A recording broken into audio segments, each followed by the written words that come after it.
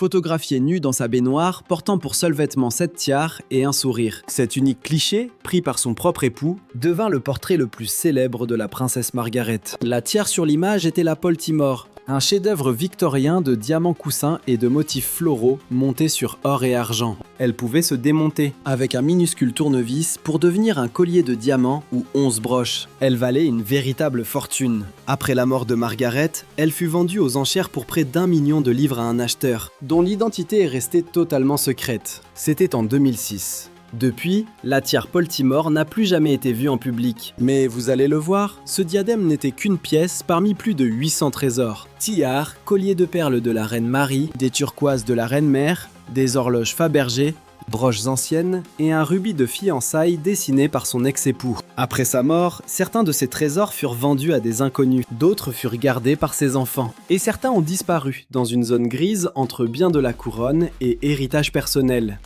Un mystère que même le palais refuse d'éclaircir avec précision. Vous et moi allons découvrir le destin fascinant des bijoux de la princesse Margaret. Des enchères qui ont brisé son ex-mari, aux diamants que sa fille porte toujours en silence, et cette petite fille qui ne l'a jamais connue, mais qui porte désormais sa bague lors de chaque événement royal auquel Margaret aurait voulu assister. La crise de l'héritage. Margaret, comtesse de Snowdon, s'éteint le 9 février 2002. Elle avait 71 ans, après avoir été l'icône la plus glamour d'Angleterre pendant 40 ans. La sœur rebelle de la reine, celle qui fumait avec de longs fumes-cigarettes et dansait jusqu'à 3 h du matin, et s'éprenant d'homme impossible d'une manière qui faisait frémir la presse à scandale. Elle laissa 2 enfants de son mariage avec le photographe Anthony Armstrong-Jones, David, le vicomte Linley, aujourd'hui 2e comte de Snowdon, et Lady Sarah Chatto, sa fille artiste et discrète, qui peint des aquarelles loin des projecteurs. Elle laissait aussi une collection de bijoux uniques, accumulés lors de banquets d'État, de tournées et d'anniversaires,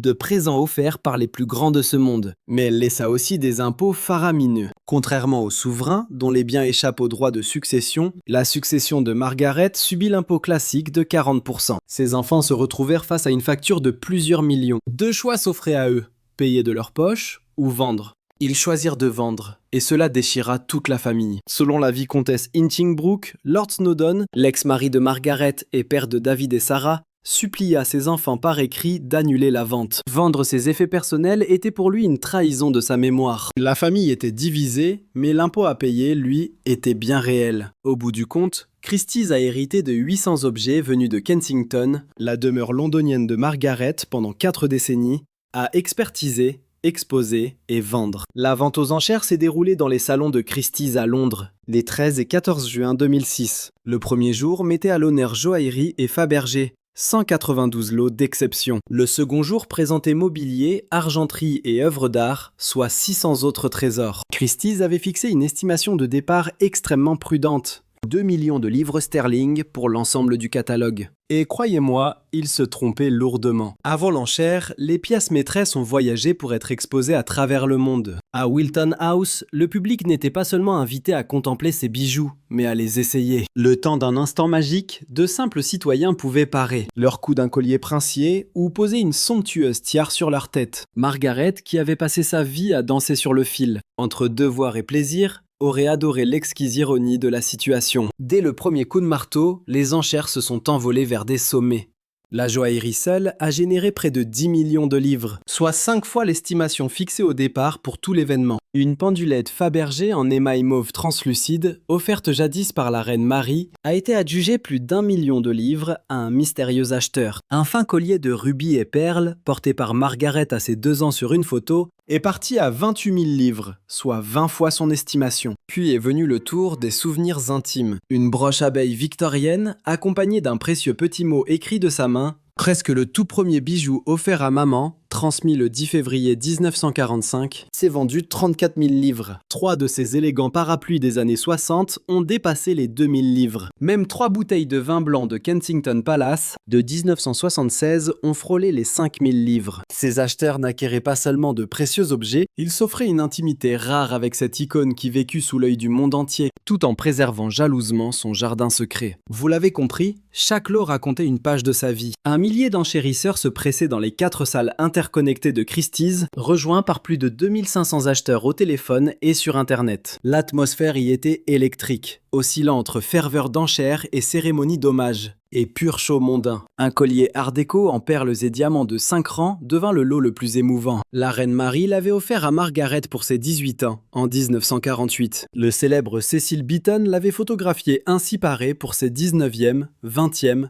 et 21e anniversaires, 3 des clichés les plus iconiques de l'histoire royale. Long de 39 cm, ce bijou brillait par son fermoir en platine et diamant, les perles étant délicatement réparties en 5 rangs gracieux. Il s'est finalement envolé pour plus de 500 000 livres. Quelque part dans le monde, un inconnu possède aujourd'hui le collier qui entourait le visage d'une jeune princesse durant ses plus belles années d'insouciance. Mais la star de l'enchère, celle qui a fait la une des journaux du monde entier, c'était la tiare Poltimore. La tiare Poltimore.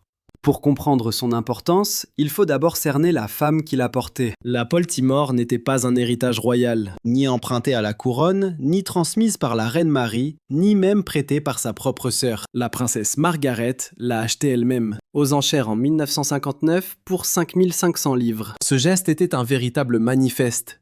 Elle avait pourtant accès aux dizaines de tiares des coffres royaux de la reine, et aurait pu choisir n'importe laquelle pour le jour de son mariage. Elle a préféré s'offrir sa propre couronne. Ce joyau avait été façonné par le joaillier royal Garrard vers 1870 pour Florence, Lady Poltimore, épouse du second baron Poltimore, qui gérait alors la trésorerie de la reine Victoria. C'était un chef-d'œuvre de l'artisanat victorien, une ligne de diamants étincelants taillée à l'ancienne et disposée en dégradé, alternant avec des motifs de volute montés sur argent et or. Ces détails floraux rappelaient le style très naturaliste de l'époque, tandis que sa structure révélait une ingéniosité incroyable. Un ruban de soie brune était glissé dans l'armature, pour que seuls les diamants captent la lumière au-dessus des cheveux, créant une hauteur spectaculaire, et elle était modulable. Grâce à un petit tournevis fourni dans son écrin de cuir bleu d'origine, les diamants se détachaient pour devenir un collier à franges ou 11 broches distinctes. Margaret l'exhiba d'abord en collier, à l'Opéra Royal, bien avant l'annonce officielle de ses fiançailles. Puis, le 6 mai 1960, elle s'avança vers l'abbaye de Westminster pour le tout premier mariage royal retransmis à la télévision. 300 millions de téléspectateurs la virent arriver dans son carrosse, la Poltimore dominant sa robe épurée signée Norman Hartnell, retenant un immense voile de soie et de tulle qui flottait derrière elle. Cette silhouette haute et fermée grandissait merveilleusement la silhouette de la petite princesse. Elle ressemblait, tout simplement, à une femme ayant choisi son propre destin. Dès lors, la Poltimore devint sa signature absolue. Elle l'arbora lors de banquets d'État au Japon, en Suède, en Espagne, à Oman et aux Philippines. Elle la porta au gala du Jubilé d'argent et à l'ouverture solennelle du Parlement. Elle en fit des broches sur ses robes de soirée ou un collier étincelant, habillant ses épaules dénudées. Au début des années 60, son mari l'a pris en photo avec cette seule tiare pour vêtement, tout sourire dans sa baignoire, un cliché mariant si bien rébellion et intimité qu'il resta gravé comme l'image d'une vie entière. Chez Christie's en 2006, le diadème Poltimore était estimé entre 150 000 et 200 000 livres sterling. Il s'est finalement vendu pour 926 400 livres, presque 5 fois son estimation, à un mystérieux acheteur privé asiatique. Le montant global de cette vente historique a dépassé 13 millions de livres. Depuis ce jour mémorable, personne n'a revu le diadème Poltimore. Mais ces enchères, vous vous en doutez, ne racontent qu'une partie de l'histoire. Qu'en est-il alors des pièces qui n'ont jamais atteint le catalogue? La plus grande absente était la somptueuse parure de turquoise persane. Un ensemble complet comprenant diadème, collier, boucle d'oreille et une broche, façonné de turquoise et de diamants par Garrard vers 1900. Le roi George V l'avait offert en cadeau de mariage à Élisabeth Bowes-Lyon en 1923. Lorsqu'elle épousa son fils, le futur souverain, George VI. La légende des pierres dit que la turquoise symbolise l'amour, un message magnifiquement renforcé par le diadème, avec ses motifs de lauriers triomphaux et ses nœuds d'amour. Le tout monté sur or ciselé et platine. La reine-mère arborait cette parure lors des banquets d'État, des mariages royaux et des grands bals des années 20 et 30. Elle offrit ensuite les pièces maîtresses à la princesse Margaret pour ses 21 ans. Margaret porta ce diadème de turquoise durant des décennies, des festivités de la Jamaïque en 1962 à la visite belge en 1963, jusqu'à la représentation royale de cinéma en 1967. Et au gala du ballet royal danois en 1968. Après le décès de Margaret, la parure de turquoise n'est jamais apparue chez Christie's. Sa trace s'est perdue, certains pensant que le comte de Snowdon l'a gardée. D'autres estiment qu'il ne s'agissait que d'un prêt de la couronne, fait à la princesse, qui aurait dû revenir à la collection royale. Le doute est agaçant, car cette frontière entre héritage public et personnel est la ligne de faille invisible de toute l'histoire des joyaux royaux. Quand un roi offre un cadeau de noces à sa belle-fille, lui appartient-il réellement pour toujours? Ou reste-t-il lié à l'institution?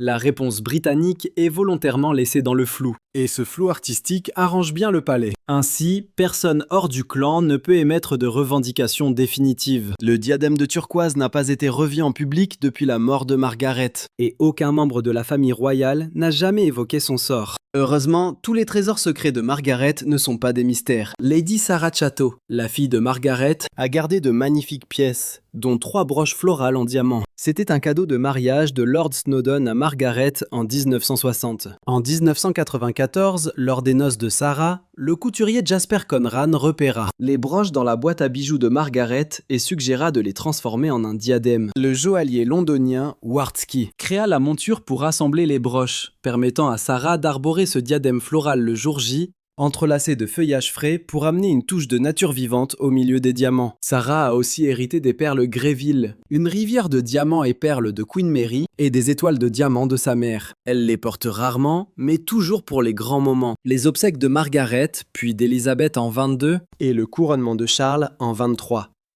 Regardez de près les clichés de ces événements. Vous verrez les diamants de Margaret briller discrètement sur sa fille, l'histoire d'une bague et d'une petite fille. Une question obsédait les collectionneurs de joyaux royaux. Où est la bague de fiançailles de Margaret? Absente des enchères de Christie's, elle restait introuvable, invisible aux doigts de quiconque. Anthony Armstrong-Jones l'avait créé lui-même, un rubis entouré d'une auréole de diamants ronds disposés en forme de boutons de rose. Un hommage poétique au deuxième prénom de Margaret, Rose. Les experts la décrivaient comme petite, simple et intemporelle, bien loin des saphirs et émeraudes grandioses des autres fiançailles royales. Un bijou profondément intime. En novembre 2025, la réponse surgit enfin d'une source totalement inattendue. Lady Margarita Armstrong-Jones, l'unique petite fille de Margaret, née 3 mois après la mort de la princesse, révéla au Télégraphe que la bague était en réalité restée au sein de la famille. Son père, David, la lui avait offerte pour son 21e anniversaire en 23. Elle a une forme de marguerite, un motif floral si particulier et magnifique, confia Margarita au journal. Le fait qu'elle porte notre nom lui donne un côté magique. Quelques semaines avant cet anniversaire, elle arbora la bague pour la toute première fois, au couronnement du roi Charles III, en l'abbaye de Westminster, précisément l'église où sa grand-mère avait épousé son grand-père. 63 ans plus tôt, jour pour jour, un 6 mai. Je la porte pour les moments où j'imagine qu'elle aimerait être présente, dit Margarita. Elle est désormais âgée de 23 ans, elle étudie le design de bijoux à l'école contemporaine Alchimia de Florence, créant des pièces qu'elle décrit comme animales et brutes. Margaret aurait-elle aimé son travail?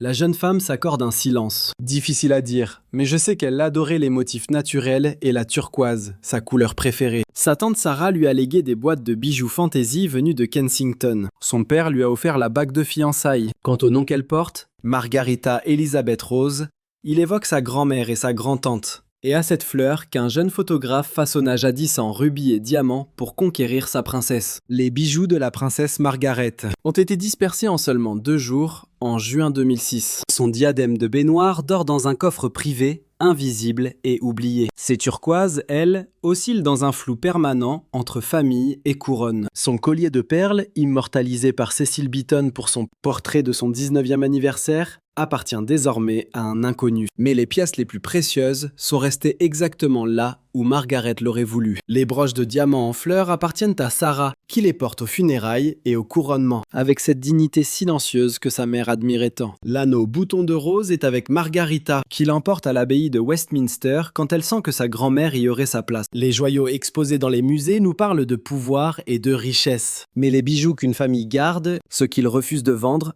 qu'ils portent aux églises et cérémonies, nous parle d'amour. Et l'amour, contrairement au diamant, n'a pas besoin d'un écrin de cuir bleu pour survivre. Il y a un deuil bien particulier à voir s'éparpiller ainsi les souvenirs de toute une vie. Chaque objet vendu est un fil qu'on coupe dans la trame d'une existence. Mais il y a aussi une immense grâce à choisir quel fil précieusement conservé. Sarah garda les broches de fleurs offertes par son père, le jour de leur promesse d'amour. Margarita, elle, préféra l'anneau, que son grand-père sculpta en forme de rose pour une femme nommée Rose. Ces choix en disent bien plus sur la princesse Margaret que n'importe quel catalogue d'enchères. Maintenant, j'aimerais avoir votre avis sur tout cela. Pensez-vous que la tiare Poltimore aurait dû rester au sein de la famille royale? Devrait-elle être exposée dans un musée? Ou la famille a-t-elle eu raison de la vendre? Dites-le moi directement dans les commentaires. Je lis absolument tout.